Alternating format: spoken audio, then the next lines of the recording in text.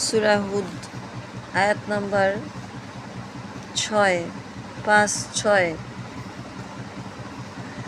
ভূপৃষ্ঠে বিচরণকারী কোনো প্রাণী নাই, এমন নাই যে তাহার রিজিক আল্লাহর জিম্মায় না রহিয়াছে, আর তিনি প্রত্যেক দীর্ঘ অবস্থানের স্থান অল্প অবস্থানের স্থানকে জানেন।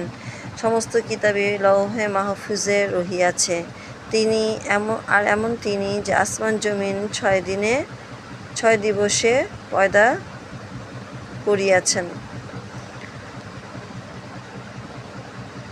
তাহলে বায়ুমণ্ডল, ভূমণ্ডল, পানিতে প্রাণীসমূহের বাসস্থান, এগুলো সব কিছুই আল্লাহ পাক জানেন, অবগত আছেন। এবং প্রত্যেক প্রাণী, মুনাফিক হোক, ইমানদার হোক, মুমিন হোক, যত মানুষই হোক, তাদের প্রাণী হোক, রিজিক দেন আল্লাহ।